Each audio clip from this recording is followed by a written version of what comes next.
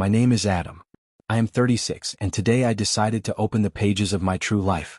I was born and raised in a huge, proud country, America, where it seems dreams are meant to come true for everyone. But this country does not always give its children happiness. It can be cruel, and it did not spare me. My childhood was not marked by sunny memories but by pain that I carried through the years. My parents died under tragic circumstances, and the reason for this was my father's addiction. Alcohol and drugs became his only truth, his prison from which he never escaped. I watched as this dark force destroyed him step by step until it finally took him away. And along with him, my mother, who could no longer bear the weight of such a life. The day I was left alone, the world split into before and after. I understood, my life would never again be simple. But it is from this pain that my true story begins. After that night, my life became completely different. I was left an orphan, and my childhood, which had never been easy, turned into an endless struggle. Social services took me to a shelter. There it smelled of cold walls and cheap porridge that the children ate without taste just to survive. I saw others like me, eyes full of fear and emptiness. Each had their own story of loss, but pain united us all. The last straw was her. The only person I trusted. The only one who did not judge me and did not laugh at my past. Her name was Lily, a fragile but strong girl with scars on her soul just like mine. We both knew what it was like to lose the dearest, and so we held on to each other. She was my light in the dark world of the shelter. But one night, someone tried to extinguish that light. I woke to a quiet, stifled sob in the hallway.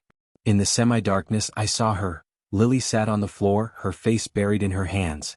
When she lifted her head, I saw her beautiful blonde hair, the same hair that always seemed to shine even in the grayness of these walls, had been chopped off, brutally cut into jagged patches. Next to her stood Jason, the bastard who thought he owned this shelter. He was laughing.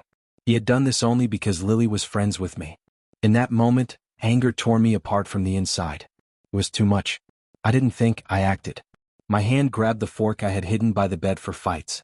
And I lunged at him. I felt no fear, no hesitation, only hatred. One desire, to destroy him, to make sure he never touched her again. I drove the fork into his leg. Jason screamed so loudly the walls trembled. Blood splattered across the floor, and I stared at him, feeling rage consume me completely. I wanted more, I wanted to finish it, but suddenly, behind me, I heard the voice of the caretaker.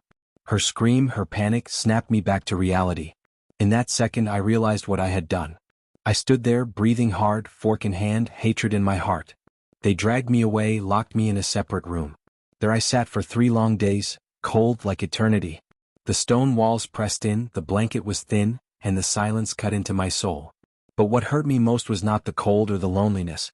I kept seeing Lily's face, her tearful eyes, her ruined, chopped-off hair. And the more I thought about it, the stronger my hatred grew. It no longer just lived inside me, it controlled me. I grew up among screams, fights, and insults. Children who had never known tenderness became cruel. They fought for a piece of bread, for a toy someone once donated, or simply out of anger they had nowhere else to put. I was quiet, withdrawn, because I knew well, any sign of weakness was punished here. Every night, when the lights went out, I lay on the hard mattress and stared at the ceiling. In the dark, I remembered my mother, her voice, her hands that once hugged me before sleep. But over time, even her face began to fade from my memory.